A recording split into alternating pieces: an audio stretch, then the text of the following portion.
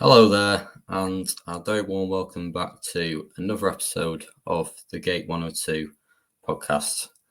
Hope you're doing well, and I've had a good week. So today I'll be talking about game number 6 for Gareth Southgate, and this was against Lithuania back at Wembley in March 2017. So this was another World Cup qualifying game, and England prior to this game were top of the group. And unbeaten. So, it was going well for them. And as I start every episode, I'll run through the starting lineup for this game. So if you listened to my last episode last week, which was the Germany game, then you'll know that we opted to play with a back 3, back 5, depending on how you want to look at it. However, this game, it was back to a back 4, a 4-3-3 formation. Joe Hart was in goal, he was captain. Back 4 of Kyle Walker, Michael Keane, John Stones, and Ryan Bertrand. A midfield 3 of Eric Dyer, Alex Oxlade-Chamberlain, and Dele Alli. And then a front 3 of Raheem Sterling, Jermaine Defoe, and Adam Lallana on the left.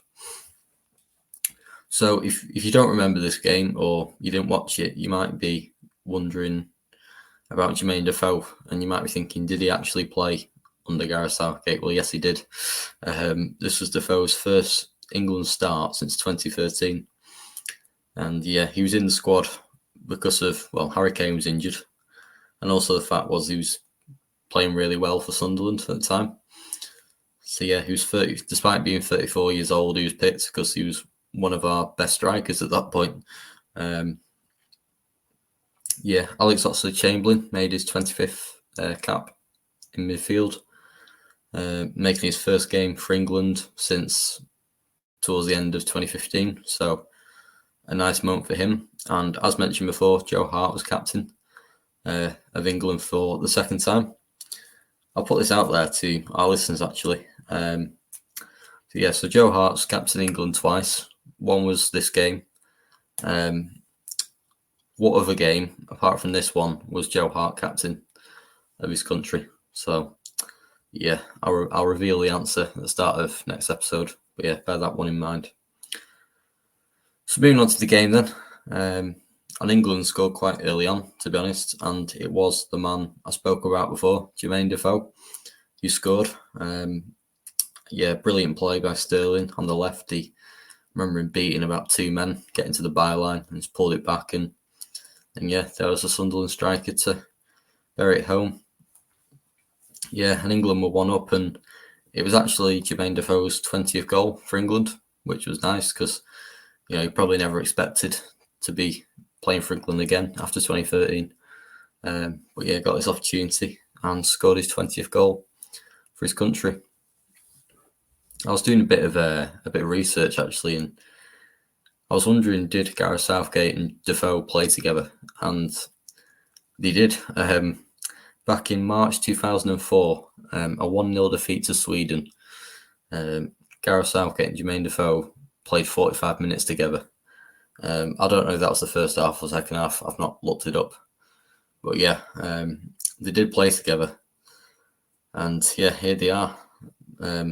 Obviously, in that Sweden game back in 2004, you imagine Southgate was coming to the end of his career, whereas Defoe was young and upcoming and, had plenty more time ahead of him. But here they are, manager and player after all those years. So England were well on top during the rest of the first half. Had a few more chances, but they just lacked that composure and weren't clinical in the final third. Raheem Sterling, although he gets loads of assists, like he got the assist for this goal, but he wasn't someone who scored many goals for England for quite a large part. At this point, I think at this game he only had 2 England goals. This is a big issue for him at the time, but and there weren't a lot of goals coming from England wide areas. But as we know, that soon changes as time goes on. So it's 1-0 going into half time. Not not a bad first half from England. And the start of the second half was pretty much the same. How, the start of the second half was sort of how the first half ended. It was, England dominated, had a few reasonably good chances, but couldn't find the net. But on the 60th minute mark, Gareth opted to bring Marcus Rashford and Jamie Vardy, two really informed players, off the bench. And this was done to sort of bring some energy and try and stretch the Lithuanian defence that bit more.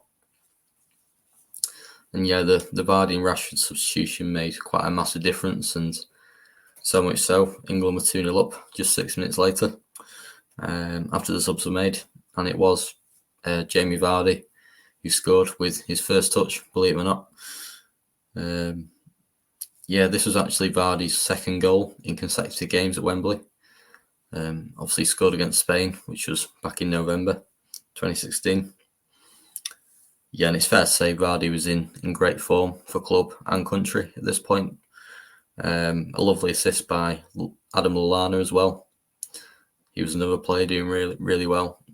England were 2-0 up, and with less than half an hour to go. And I think after the Vardy goal, England sort of took the foot off the gas. They knew the game was won.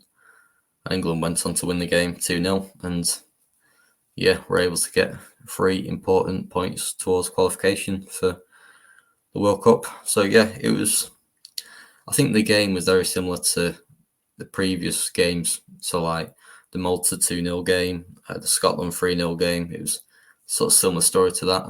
England could have played better, but they got the job done. And it ended what was a decent camp for England. Not only beating Lithuania, but having a really encouraging performance in Dortmund against Germany just 3 days earlier. So it was good, but I think it's fair to say England needed that little cutting edge. They needed more goals from players that just weren't just the strikers. It continued their undefeated qualification campaign. And it was a positive win. I think the biggest thing that impressed me about the game was how easy the players made it look. Like I said before, it wasn't enthralling. We could have scored more goals, but England made it look easy, which wasn't always the case in years prior to this. So, 3 points in the bag, as you say. That concludes everything today. A few thank you for listening. Hope you enjoyed it.